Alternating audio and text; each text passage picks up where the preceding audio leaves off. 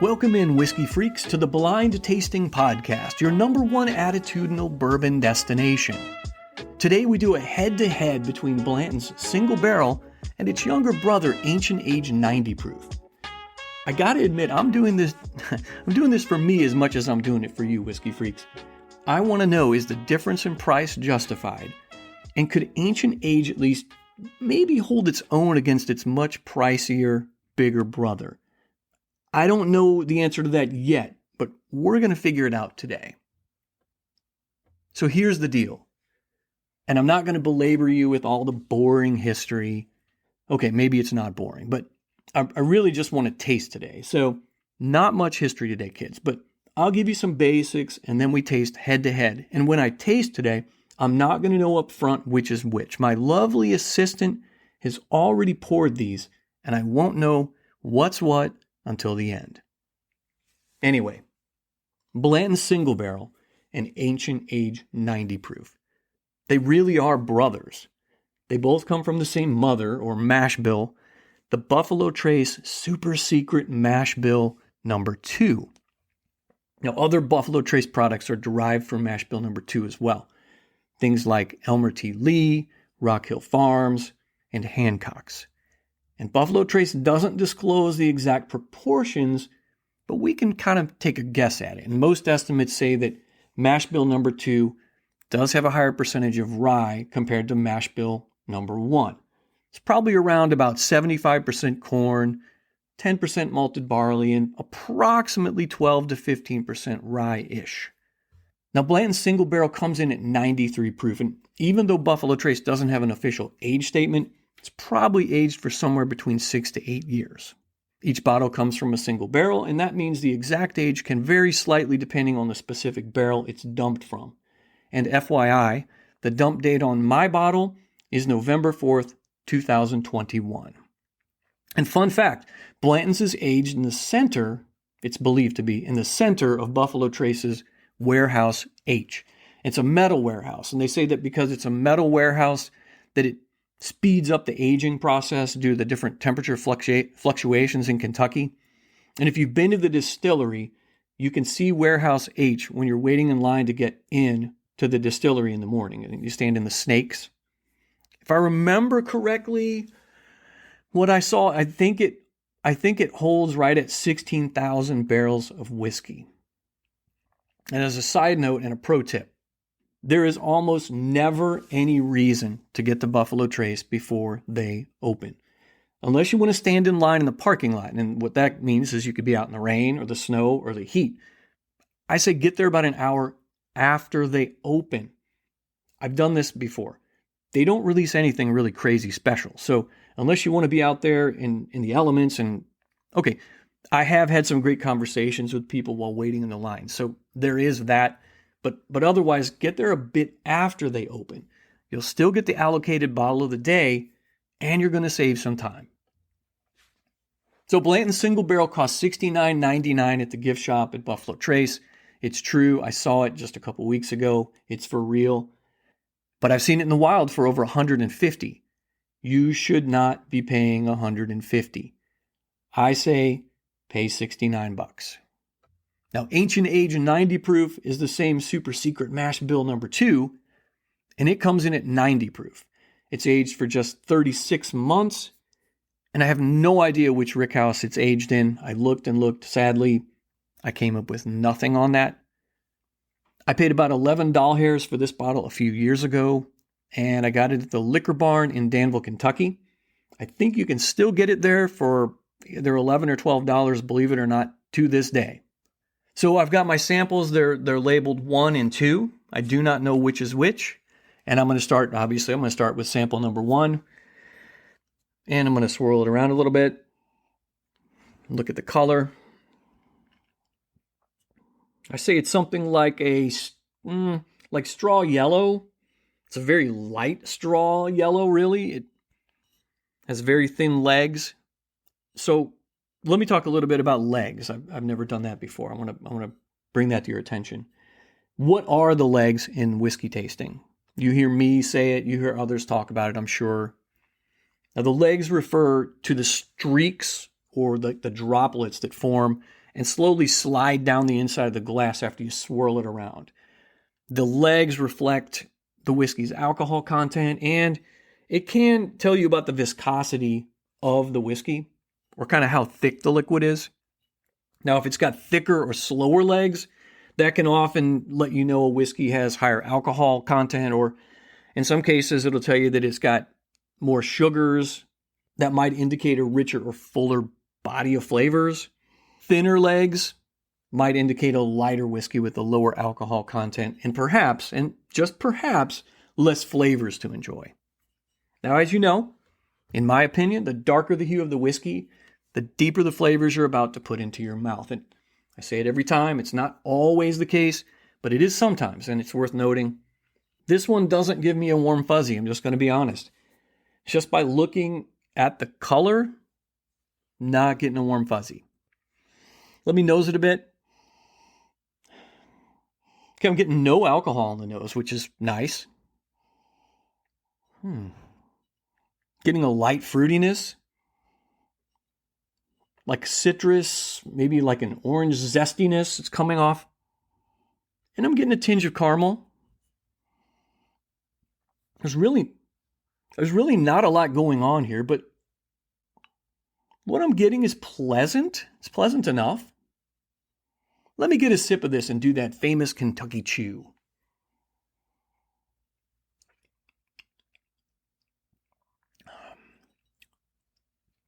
Okay. So I'm getting hints of vanilla. And that caramel is solidly there. But that citrus I got on the nose, it's almost non-existent on the palate. It's actually coming off more lemony to me than orange now. It's kind of odd. Let me get another sip.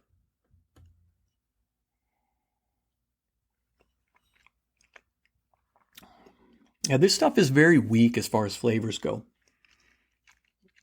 And that lemony note, that was an orangish note on the nose. It's kind of morphing into a sourish flavor. I can't figure out really how to describe it. I'm not getting any warmth in the throat or chest. And I'm kind of figuring this might be the ancient age because it's only 90 proof. And that sourish note, it just won't leave me alone. Let me get a sip of water here and get to my next sample.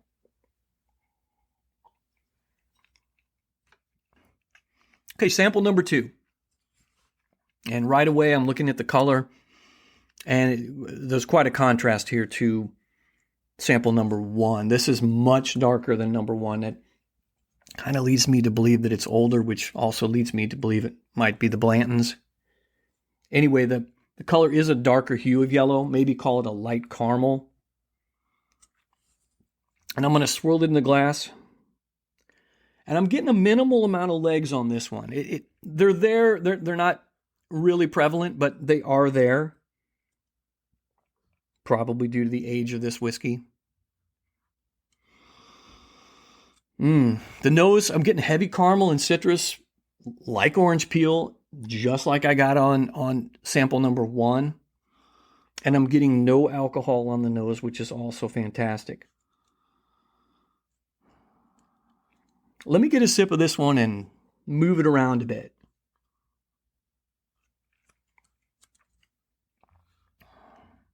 Okay, so right off the bat, let me say, as you know, usually the color gives me an idea about flavors.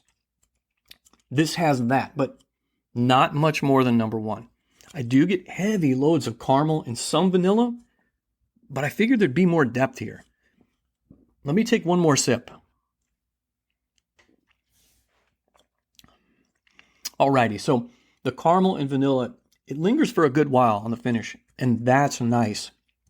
That orange or citrus zest, whatever you want to call it, sits very nicely at the back end. And I'm even getting a tinge of cinnamon spice. It's kind of completing this sip.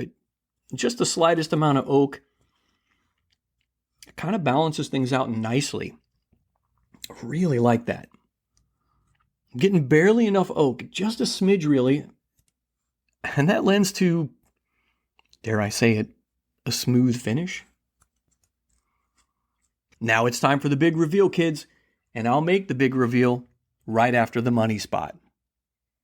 Are you looking to update your bar or man cave with some great photographs or wall art? Head over to Etsy at famousdocs.etsy.com and pick up some fantastic prohibition, bourbon, whiskey, and gangster-related photographs and art. And if you purchase 4 or more items, you'll get 20% off your entire order for a limited time. That's famousdocs.etsy.com. famousdocs.etsy.com. So let me take a peek under the glasses. Number 1 is Ancient Age, just as I expected. So obviously number 2 is Blanton's Single Barrel. And you're probably wondering, what's the verdict? Well, we got to get a verdict today, right? Well, of course we do. And you know, on the Blind Tasting Podcast, there are 3 potential verdicts. Are we going to keep it, collect it, or cull it? Keep it means to proudly display it in your liquor cabinet or bar. This stuff is good for a pour anytime, but no need to stock up on it since it's always available. Collect it means to grab another bottle or maybe 2 since you find it so darn delicious, or it just may not be easy to get a hold of. And cull it. Use it to loosen rusty bolts or sanitize a dirty toilet. In the case of Ancient Age 90 proof, I say cull it. Yeah, this stuff in no way, shape, or form can compete at any level with Blanton's, and honestly, it would not satisfy even the newest newbie to the whiskey world. To say I'm disappointed is an understatement, and I knew even if it was good, it probably couldn't stand up against Blanton's, but this is galaxies apart. I was hoping maybe, just maybe, for 11 doll hairs, it might be a daily drinker that one day aspires to be Blanton's. But no such luck. It's really a dirty girl. It's just underwhelming and unsatisfying. It's another one that I want to call a double crosser. And what double crosser means, it's where the nose tricks you into thinking it might be a decent pour. It noses well above its flavor. It really smelled great. But just like Fighting Cock or Barrel 15, it leaves something to be desired. Ultimately, the sourish kind of type finish of this Ancient Age 90 ruined it for me. That's very unfortunate. For $11, really had higher hopes. Now, in the case of Blanton's Single Barrel, I say, keep it. Is it a symphony in your mouth? Well, no, not hardly. Is it God's gift to bourbon? Nah, not even close. But should you have some on your shelf to look cool just like John Wick? Absolutely. It's a crowd pleaser that, like I said, you can still get for $69.99 at the distillery. Is it great? Well, not in my opinion, but it's also not bad. It's just one of those bourbons that you almost have to have on your shelf when you take those pics to post about how cool your whiskey collection looks. Am I right? I'm not going to get crazy about it and try to get all the lettered bottle toppers because, well, that would be silly. But I've got a couple bottles here at the house, and I think you should grab a couple bottles as well. Last but not least, I got to give a shout out to all the farmers, distillery production guys and gals, warehouse workers, bottlers, and truck drivers. They're the ones that make it all happen. So cheers to all of them. Well, that's all I got for today, Whiskey Freaks. Thanks for listening to the Blind Tasting Podcast, your #1 attitudinal bourbon destination.